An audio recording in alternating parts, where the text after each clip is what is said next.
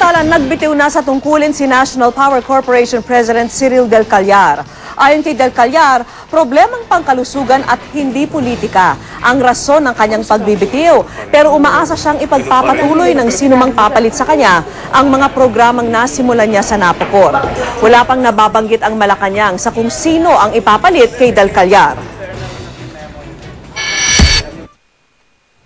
Ang mula pagpapasok ng gobyerno, life-threatening. Wala namang mga issues sana na ibabato. Ito ay desisyon ko. Umarap ang anak ni Suspended Court of Appeals Associate Justice Jose Sabio Jr. sa investigasyon ng 3-man panel ng Department of Justice kaugnay po sa kontrobersyal sa Appellate Court. Ay gato ni Joe Sabio, hindi tinago ng kanyang amang umano'y tangkang panunuhol sa kanya ng negosyante si Francis Roa de Bora. Kinuwento raw ito sa kanya agad ni Justice Sabio at sa salaysay pa ni Atty. Sabio, kinonsulta niya si Supreme Court spokesman Atty. Jose Maidas Marquez at ipinayong ipaalam agad ang insidente kay Chief Justice Reynato Puno. Samantala, pinagdebatihan sa Korte Suprema ang petisyon para sa kustudiya ng convicted rapist na si Lance Corporal Daniel Smith. Sa isinagawang oral arguments, iginiit ng mga petitioner na dapat ay noon pa mang matapos mahatulan ay ibinigay na sa Pilipinas ang kustudiya sa sundalong Amerikano at hindi sa US Embassy. Malinaw raw sa ating konstitusyon na kapag may criminal offense ang sundalong Amerikano, dapat ang jurisdiction ay nasa Pilipinas. Duda naman si Attorney Harry Roque kung totoong nasa loob pa ng Embahada ng Amerika si Smith. Tiniyak naman ni Solicitor General Agnes de Vanadera na nasa Pilipinas pa si Smith base sa ginawang pagbisita ng DILG. At sa gitna ng mga pampinansyal na agam-agam, tiniyak ng Bangko Sentral ng Pilipinas na walang dapat ikatakot ang mga gustong mangutang sa bangko. Saksi si Connie Sison. Pangarap ni Ron na magpatayo ng 5-door apartment sa Cainta, Rizal. Pero dahil wala siyang pondo para rito, balak niyang mangutang. Pero dahil sa US financial meltdown, nangangamba si Ron na maiipit siya kung biglang tataas ang interest rate sa pautang. I don't know what really exactly is happening in the States. Di ba baba nung nagkakaroon sila ng mortgage problems, baka dumating dito. Kaya naman naisipan ni Ron na sumangguni sa realty company na ito na walang interest na sinisingil sa housing loan. We're adopting a new terms wherein kami mismo tumutulong para bumili dun sa lote nila. Meron lang kaming konting maliit na capital, no? Magmamonthly amortize lang sila muna with the developer and then ita-turn over namin sila sa bangko. Pero paglilinaw ng Bangko Sentral ng Pilipinas, walang dapat ikatakot sa paglo-loan sa mga bangko. Mainam lang na fixed rate ang interest ng inyong ipapangutang para tiyak na hindi na ito tataas anuman ang mangyari. Ayon pa sa BSP, simula pa raw noong taong 2005, pababa ang trend ng interest rate sa mga pautang. Hindi masabi sa ngayon kung patuloy itong bababa, pero ang nakikita ng BSP, babalik sa single digit ang inflation rate sa susunod na taon. We expect that inflation will hit single digit by the end of the first quarter of 2009 or the beginning of the second quarter. Magkakaroon ngayon ng flexibility ang Bangko Sentral. Dagdag pagtitiyak ng BSP, maliit lang ang epekto ng pagkabangkarote ng Linan sa 7 bangkong may nakataling pera rito. Lahat daw ng mga ito ay may matibay na capital base. Ang Metrobank nga, lumagpas na raw sa target nilang consumer loans para sa taong ito. Because of the low interest rates, maganda yung consumer loans ng bangko namin. And therefore, we're really saying that it looks like we're still okay. We're very much okay. Ako si Connie Sison, ang inyong saksi. Kilos protesta sa Kashmir, nawi sa batuhan at paluan. At debut performance ni Katie Holmes sa Broadway, pinalakpakan ang husto. Saksihan po natin ang mga eksena sa iba't ibang panig ng mundo. Muling sumiklab ang karahasan sa Kashmir, kasunod ng kilos protesta ng libu-libong kontra sa pamumuno ng India.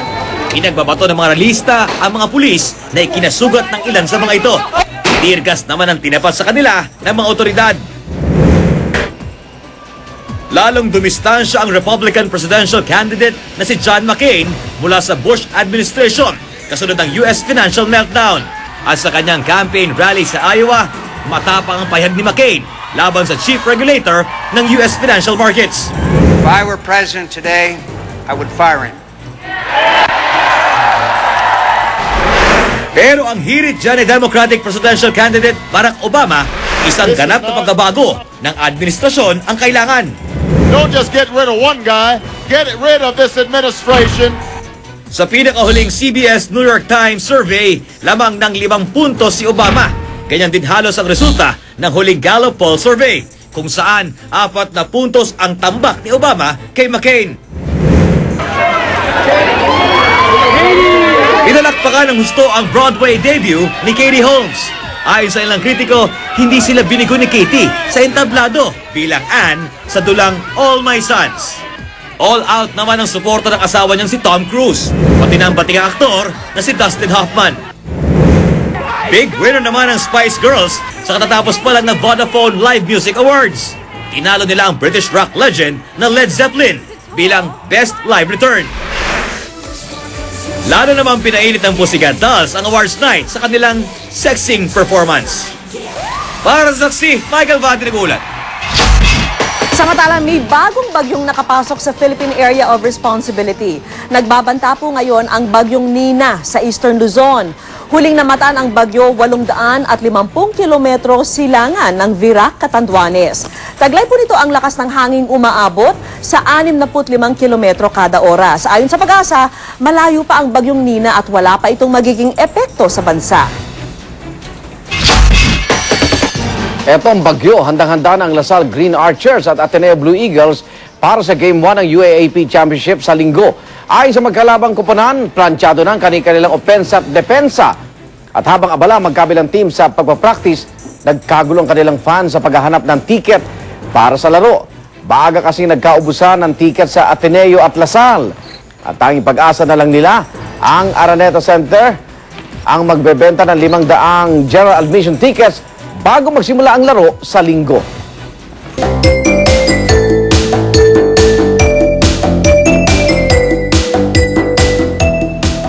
96 days bago magpasko, patok sa mga pamilya ang espesyal po na Christmas na pasyalan sa Star City. Sa Snow World kasi, para raw silang nasa Winter Wonderland. Narito po ang report.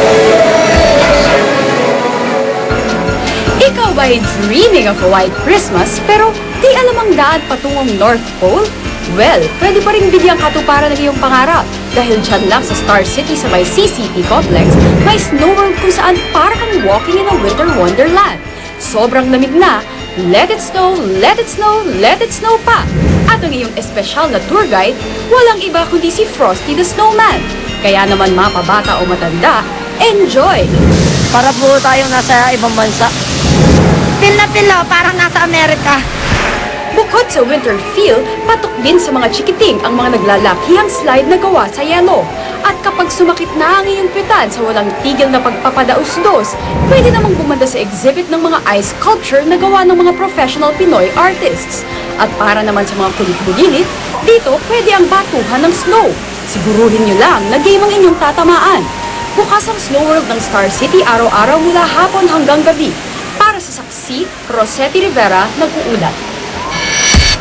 Para sa karagdagang balita, patuloy ang tumutok sa GMA News and Public Affairs at mag-log on sa www.gmanews.tv kung saan mapapanood ang ilang bahagi ng saksi. Para naman makatanggap ng mga pinakabagong balita via text, type lang ang GMA News Face On at isend sa 4627.